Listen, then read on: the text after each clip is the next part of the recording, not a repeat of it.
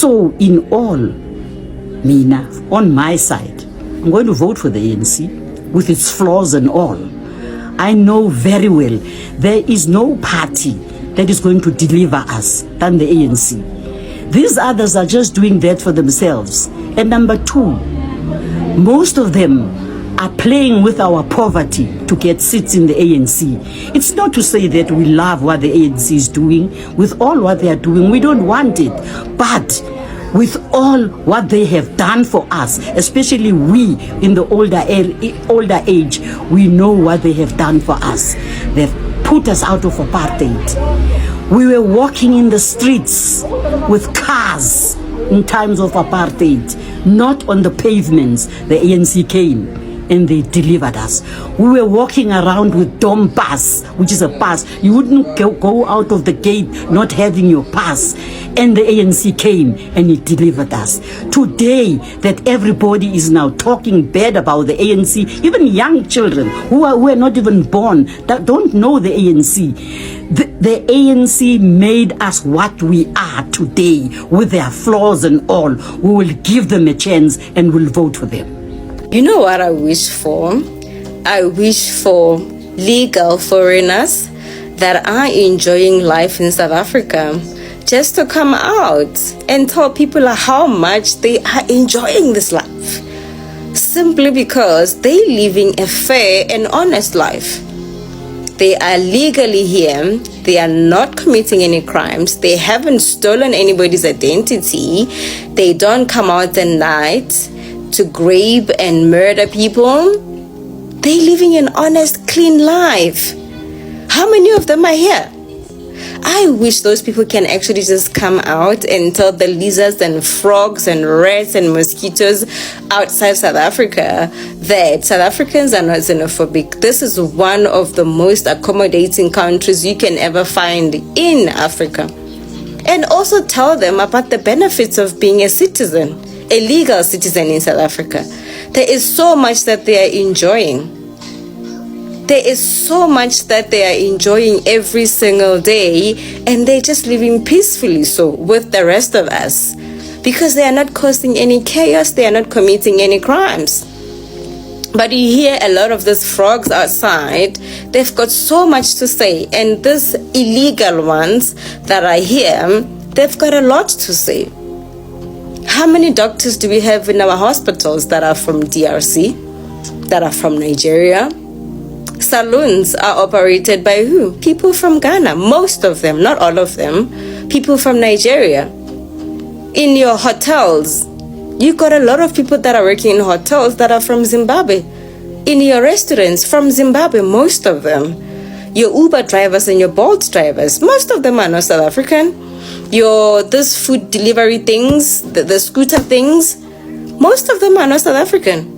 And you want to come here and you say South Africa is not accommodating, South Africa is xenophobic? Come on, man. I just wish people that are enjoying life in South Africa, because they are legal and they're not committing any crimes, can just come out and tell the world that, listen, if you are not causing any problems, committing any crimes, or doing anything that is wrong and against the law, you would be peacefully enjoying your life. Marrying their women, marrying their men, because you know what? There's nothing wrong that you're doing. You're just enjoying life. There's so much that is nice and beautiful about our country. Oh, but I'm telling you, you get the illegal rats that are just going on and on and on and on about how we are xenophobic and Afrophobic. Even the people that are outside South Africa that have never even said a food in our country have got so much to say about things they know nothing about. But I'm asking those that are living in South Africa and enjoying the life and the benefits of being a citizen in South Africa, legal citizen, just tell these people, just tell them the truth. There is so much that South Africa has to offer for foreigners. And there is so many things that are beautiful about our country that you all don't know about. I think if you are a member of Ututula, it's very important that you answer this question. It question, an illegal foreigner, if that person has an emergency, or they have an emergency with the baby, or they are sick, or they are pregnant, and they don't have the correct documents in South Africa, do you allow them to go to the hospital?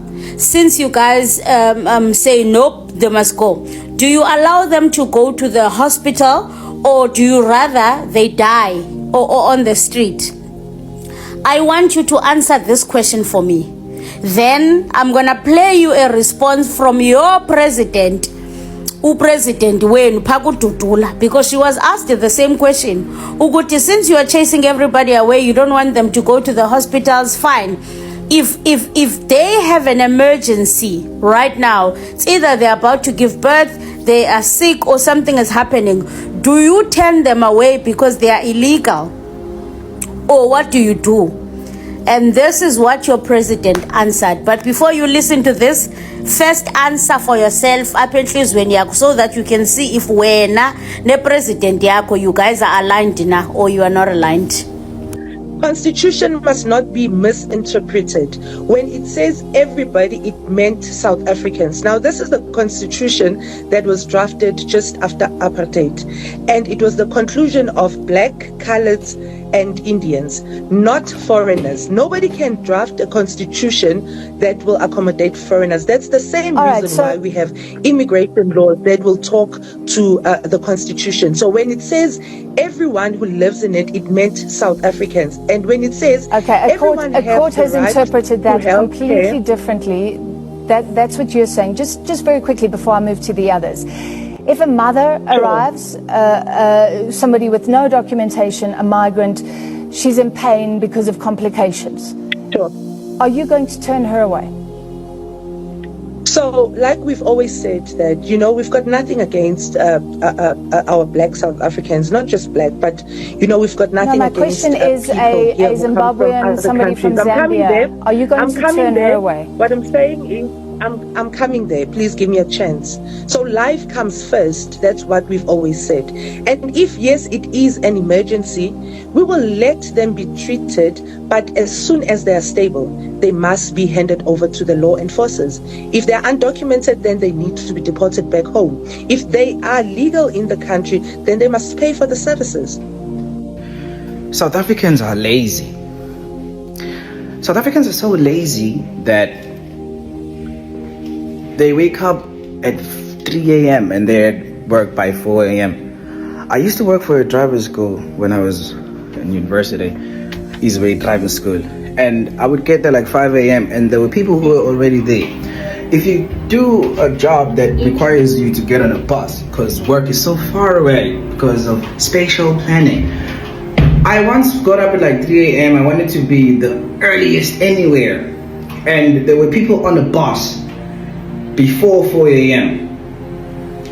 South Africans are so lazy that they wake up so early that they never see their kids go to school. They can never take their kids to school. They come back from work and they never see their kids coming back home from school. Their kids never see them.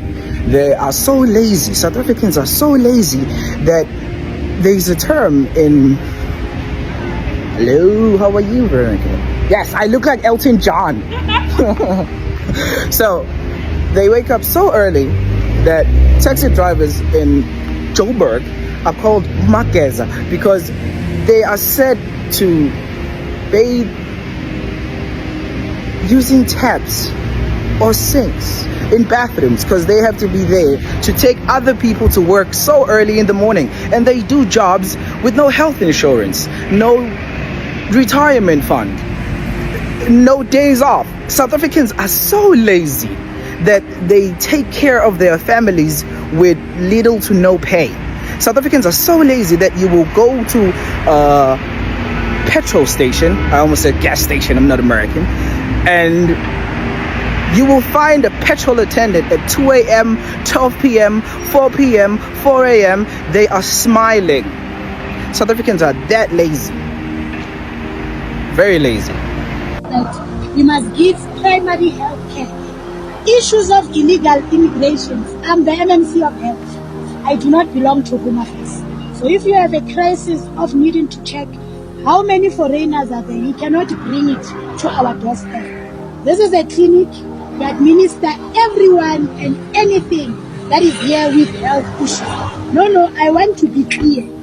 So if you have issues of illegal immigration, you must go to Home Affairs. Bring Home Affairs. Home Affairs knows what they need to do, not us as civilians, as public representatives.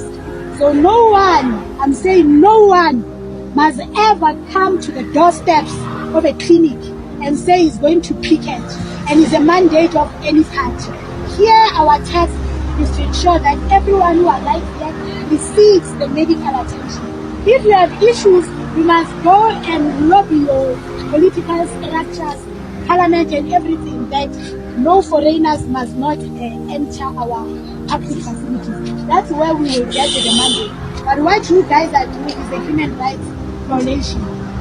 What you guys are doing now, and I can call police and sort it out. Because I know it's better if you are saying you are going to picket at a police station. There's no one who's coming with a life-threatening disease. Anyone who comes here is a life-threatening disease. Anyone. There's no one who wakes up in the morning just to go to a clinic because it's bored. There are squatter camps.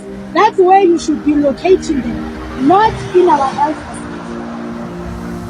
Kenny voluntarily resigned from his job as an MMC at the city of Joburg, but now his friend and Patriotic Alliance leader, Gayton McKenzie, wants him reinstated or else. Let's backtrack. Sports, Arts and Culture Minister Gayton McKenzie says he will resign on Tuesday as his party, the Patriotic Alliance, threatens to withdraw from the Government of National Unity. He issued this as an ultimatum to Joburg Mayor Dada Morero, and he's demanding that Morero reinstate PA Deputy President Kenny Kunene as Transport MMC. I am a journalist from South Africa, currently living in South Korea, and I'm bringing news from South Africa and all over the world. So, why does Kenny Kunene need to be reinstated? Well, he was found at the home of Katiso Katie Molefe, who's accused of multiple offenses, including unalivings. This was during Molefe's arrest. Kenny came under public scrutiny for this and he resigned. Now, McKenzie says a legal probe that he commissioned has cleared Kenny of any wrongdoing. He insists that he will not sacrifice his party's interest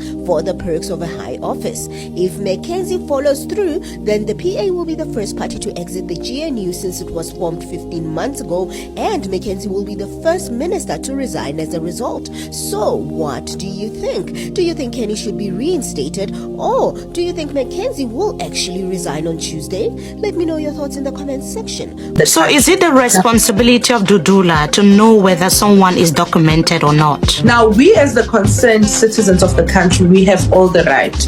Now, the Criminal Procedure Act allows us to effect citizens' arrest if we believe that there's criminal activity happening in a specific area. We wait at the hospital, we stand and be stationed at the hospital healthcare facilities, and we stationed there. And yes, we would ask that if you are a South African, you can go in. If you're not a South African, then you should go to a private hospital. Remember, we're not saying that people should not be treated.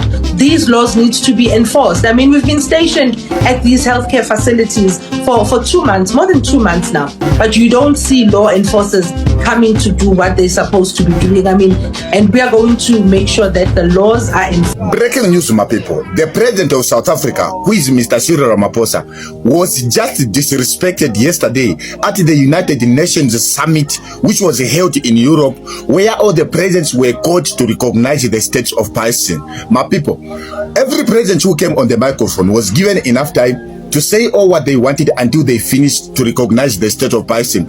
But when it came to the turn of the South African president, who is a black president from Africa, my people, he never even completed the speech he wanted to say. They had to shut down his microphone. What an embarrassing moment, more especially to the face of Africans. Every president was respected, but when it came to the African president, they treated him like a trash. I think Africans right now, they should start recognizing how weak they are. These white people, they don't care about them. This is why the entire Africa or the world right now, they respected the Sahel region. With a combination of 3 nations, which is Niger, Mali and Burkina Faso. This region is more respected region in Africa more than this so-called ECOWAS and the, African Union, whatever they call it. I think they should start joining these young men who are ready to fight for the African, African value. Anyway, my people, tell me in the comment section, what do you think is the reason why they treated Ramaphosa like that?